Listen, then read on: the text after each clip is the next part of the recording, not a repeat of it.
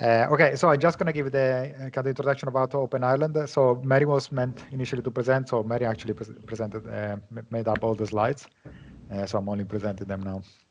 Okay, so what's OpenIreland? Some of you might be already familiar with it, but basically it's a testbed that consists of an optical communication side, a radio side, and then various things that, such as interconnect, so as you connect to the rest of the world, and then some kind of computing. Now, the optical side is probably the more developed one, and so it's also the center of the whole testbed, if you want, because as of today, servers, even remote units, they all terminate with an optical interface. So we have a large optical switch, which basically terminates both radio and optical devices. So it's kind of all together. And the good thing is that with this optical switch that you see here on the right-hand side, you can actually create, with a simple script, any topology in real time. You can have multiple topology running in parallel, which run completely independently, right, in the same testbed, and this is very flexible. We use it a lot. Now, some of the details of the optical part, these are what it concerns the type of experiments.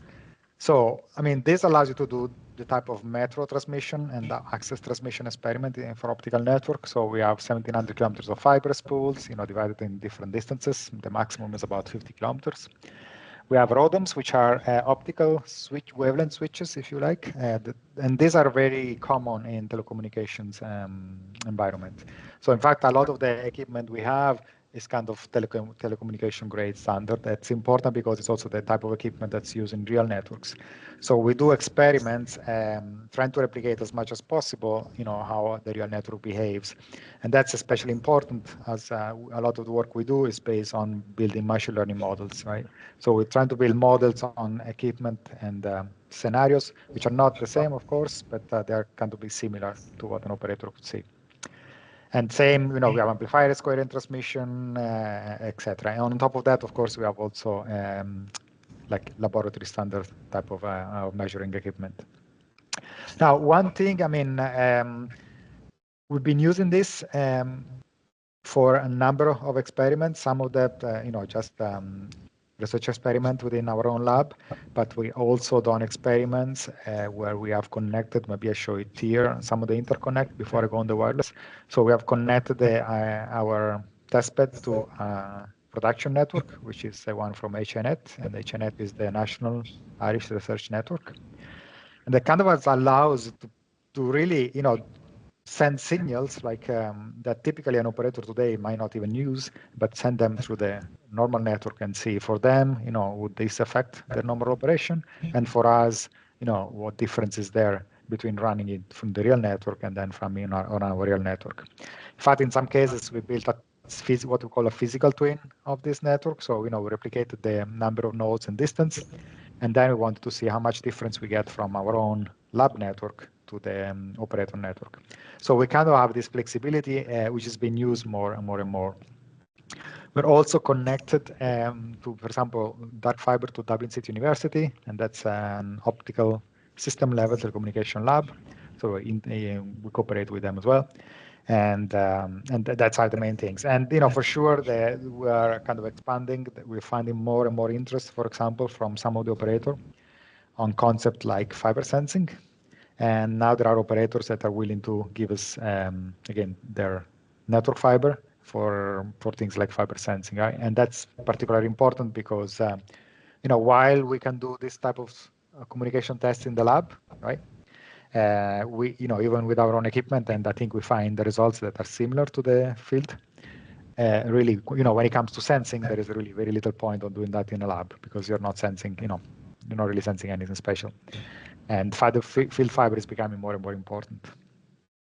So that's as much as and again, we have also other industry, like for example, NTT now is coming in a couple of weeks to do some experiment on some of the new network tomography equipment. And again, we'll do that in our own lab first, and then we'll do it in the HNet lab. So that's kind of an overview of the optical side.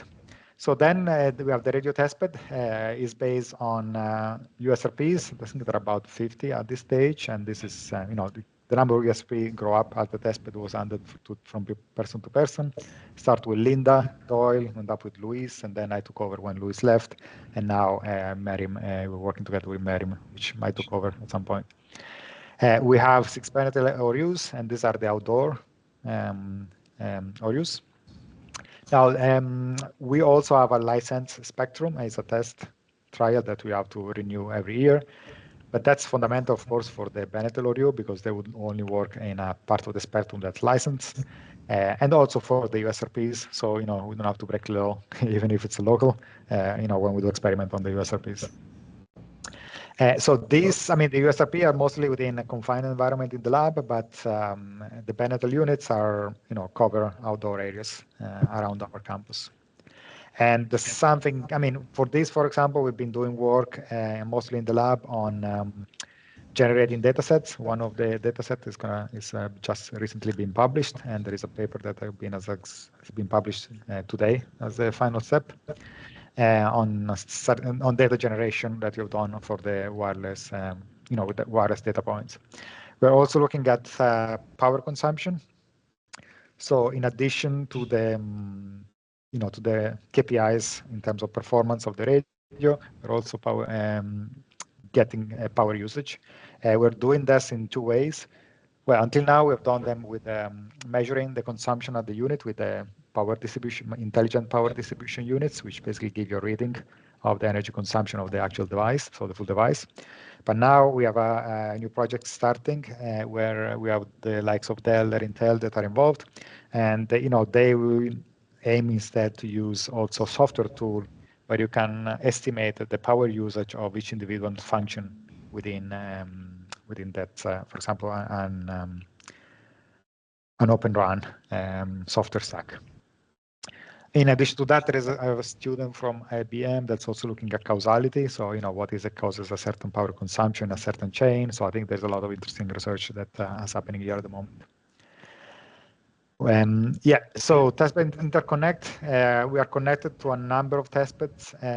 So we're connected, for example, to the Cosmos testbed with a data layer. Again, and here we exploit our closeness to the likes of HNet and Giant. We are connected to the Rare, which is a P4 testbed, and that's again it's a testbed that distributed in Europe, but also has a node in Brazil. And and that's the end. And the one more interesting thing maybe is that I think most of our researchers run the experiments remotely. Right? In fact, maybe closely remotely as being in the office instead of downstairs in the lab, but they also be remotely as being at home and so on. And that's true for both the radio and the optical testbed. So as we have, Sergio mentioned that we have joined slices. I think these are things that are features that will become more and more important as to let touch also people outside of our lab and possibly outside Ireland use the testbed. And then, as we expand, of course, we're looking at the EU proposal to expand the testbed, or at least the testbed know-how outside the campus. So looking at, reaching more and more towards the city, and there are some pilots that we will apply for. We're more and more interested in going towards millimeter wave and possibly terahertz. And here we might join with other labs, which are, for example, the Tyndall lab, which is the wireless lab is in Dublin now, and they have a lot of know-how in, especially in terahertz experimentation.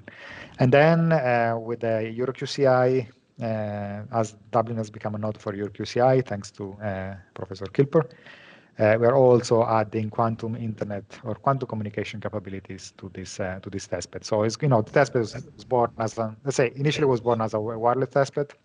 Then, I managed to bring in the radio and the optical and develop a little bit more the radio with OpenIreland, but of course it's always growing. And, as people come in, they might bring a new a new infrastructure project that could bring the testbed, could add a completely new dimension to the testbed.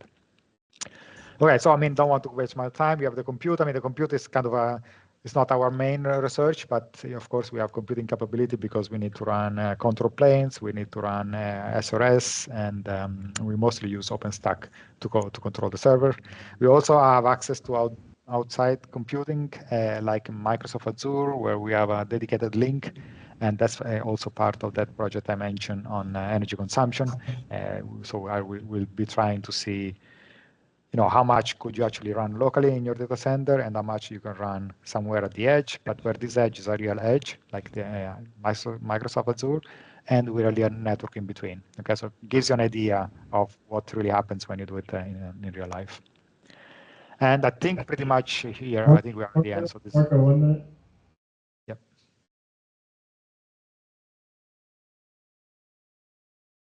1 minute left, sorry. Oh yeah, sorry, it's finished. So this is just bringing all the slides together, and that's it.